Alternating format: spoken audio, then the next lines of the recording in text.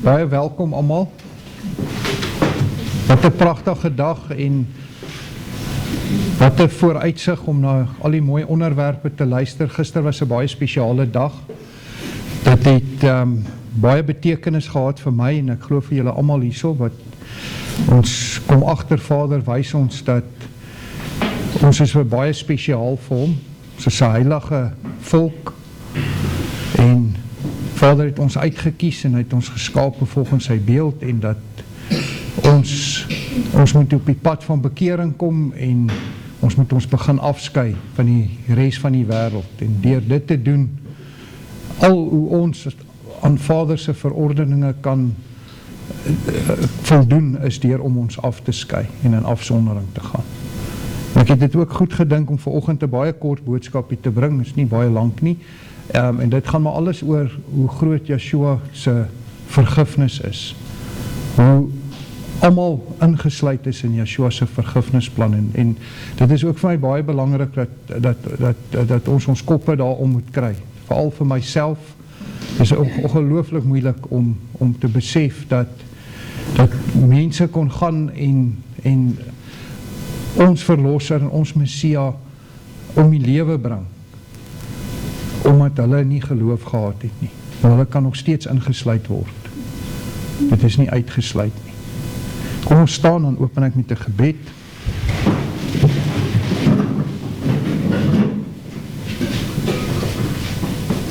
Onse Vader wat in die hemele woon, ons wil hierdie dag tot U eer bring en in Koning Yeshua se groot en heilige naam U aanbid. Vader, ons erken dat Yeshua U seun is en ons middelaar en ons verlosser en is ons koning. O God, hoe het ons teenstanders vermenigvuldig en hoe staan hulle teen ons op? Maar U is 'n skild wat ons beskud. U is ons eer en die een wat ons ophef. Ons sal nie vrees vir 10.000 wat teen ons opstaan nie, want U is ons krag en psalm en U het ons tot heil geword. U is ons God en U sal ons alleen roem. Alle eer aan U, o God. God, U is die God van ons vaders en ons sal U altyd verhef. U bring ons in en plant ons op ons bergland van U erfenis, die plek, o Yahweh, wat U as vaste woonplek vir U berei het, die heiligdom wat U hande gestig het, o Yahweh. O Yahweh, hoe groot is U?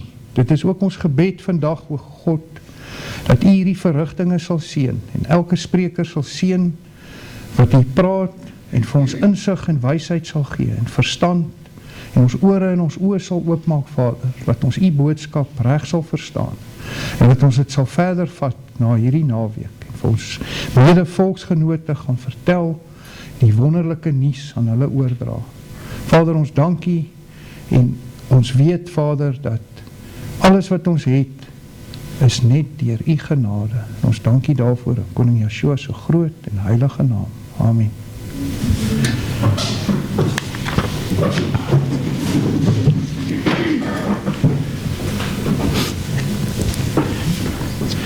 Ek het so 'n rukkie terug Psalm 69 gelees en toe, ek gaan net 'n paar versies hier uitlig, net om te besef, mens besef nie altyd wie Yeshua was nie, en dat hy in vlees op aarde was, dat hy net 'n mens was, seun van Vader, en dat hy, soos ons, alle versoekinge moes weerstaan.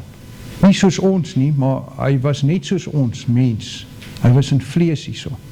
En Psalm 69 wys, ek gaan net 'n paar versies hierso lees, en dan wil ek net 'n stukkie uit Lukas uitlees, om te wys hoe ongelooflik Yeshua se vergifnis is teenoor mense. Maar wanneer ons na Psalm 69 luister en die paar versies wat ek lees, wat eintlik 'n profesie is wat koning Dawid geskryf het oor die Psalm se naam is die martelaar, oor hoe Yeshua tot sy einde kom en wat hy moes deurgaan. Dan gee dit vir ons perspektief van hoe hy gevoel het toe hy op aarde was, maar nie tenstaande hoe hy deur al hierdie goed gaan en nog steeds mense se sondes vergewe en geweet wat was die uiteinde van wat vir hom verwag was. Ek lees dit vir ons. En het sê, verlos my, o Jahwe, want die waters het tot by my siel gekom. Ek sink in grondelose modder, waar geen staanplek is nie. Ek het in waterdieptes gekom, en die stroom loop oor my. Ek is moeg van my geroep, my keel brand, my oë versmag, terwyl ek wag op my God. Die wat my sonder oorsaak haat, is meer as die hare van my hoof. Die wat klaar staan om my te vernietig, wat sonder grond my vyande is magtig. Dat ek nie geroof het nie, moet ek dan teruggee. Wat my aangesig, my siel het geween met vas, maar dit het smaathede vir my geword. Ek het ook 'n rou gewaad, my kleding gemaak, en vir my 'n spreekwoord geword, 'n spreekwoord vir my geword het. Die wat in die poort sit, praat van my, ook die spotlied van die wat sterk drank drink. U ken my smaad en my beskaming en my skande. Al my teenstanders is voor u. Die smaak breek my hart en ek is verswak, ja. Ek het gewag op medelee, maar verniet, en op vertroosters, maar het hulle nie gevind nie. En hulle het aan my gal gegee as my spys, en vir my dors het hulle my asyn laat drink. Nou lees ek uit Lukas 7, vers 36 tot 50, en wanneer ek dit lees, dink ook maar aan ons volksgenote wat sy oë nog toe is, wat sy ore nog nie oop is nie, en bring dit in perspektief met hierdie verhaal. Die sondares wat die voete van Joshua gesalf het. En een van die fariseërs het hom genooi om by hom te eet. En hy het in die huis van die fariseërs gekom en aan tafel gegaan. En toe 'n vrou in die stad wat 'n sondares was, verneem dat hy in die fariseërs se huis aan tafel was, het sy 'n albaste fles met salf gebring en agter by sy voete gaan staan en geween.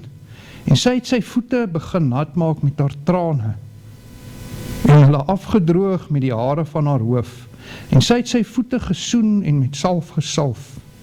En toe die fariseer wat hom genooi het dit sien, sê hy by homself, as hy 'n profeet was, sou hy geweet het wie en watter soort vrou dit is wat hom aanraak, want sy is 'n sondares. En Joshua antwoord en sê vir hom, Simon, ek het iets aan jou te sê. En hy antwoord, meester, spreek. Hy sê toe, 'n sekere geldskieter het 2 skuldenaars gehad. Die een het 500 pennings geskuld en die ander een 50. En omdat hulle niks gehad het om te betaal nie, het hy dit aan hulle albei geskenk. Sê nou, wie van hulle sal hom die meeste lief hê? En Simon antwoord en sê, ek veronderstel die een wie hy die meeste geskenk het. En hy antwoord hom, jy het reg geoordeel. Daarop draai hy om na die vrou en sê vir Simon, sien jy hierdie vrou? Ek het in jou huis gekom.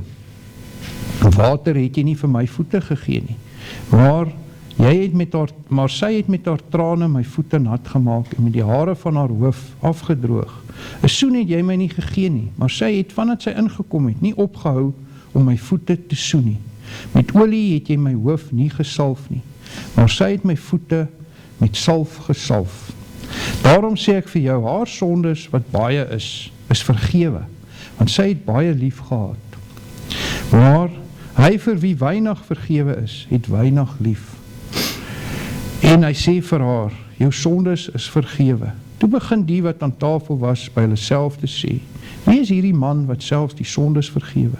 En hy sê vir die vrou, jou geloof het jou gered, gaan in vrede. Nou vir my, in symboliek is hierdie vrou die bruid, deel van die bruid, en sy het na Joshua toe gekom en vergifnis vir haar sondes gevra, sy het baie sondes gehad. En Joshua het haar baie meer lief gehad, weens haar baie sondes. Hy het haar vergewe en deur haar vergifnis was sy in liefde 'n baie getroue volger van Joshua, in verband met die gelykenis van die skuld wat afgeskryf was. Dit gee mense ook goeie perspektief oor ons volksgenote, So, dit is nie vir ons om te sê, weet, ons gaan hulle nie insluit of hulle sleg praat nie, en ons doen dit altyd, jy weet, as ek my kry, dan doen ek dit hele tyd. Dit is miskien iets wat ons moet ophou doen, want dit is sleg om dit te doen. Ons kan ons dan Psalm 104 sing? So, klikkie. Ek weet nie of julle hom ken nie. Ken julle Psalm 104? O ja, my God, as ek in eerbied wonder en al die werke elke dag gaan skou. Ken julle hom? Ja. Okay. O ja, my God, was ek in eerbied ouder en al die werke elke dag gaan skou. Die son en maan, die aarde, sterre, wolke, hoe dit elke dag so onderhou, dan moet ek juig, my redder en my helm, hoe groot is hy, hoe groot is hy, wanneer die hele skepping klink dit saam, hoe heerlik, ja, die grote naam. Baie dankie, kom maar sit.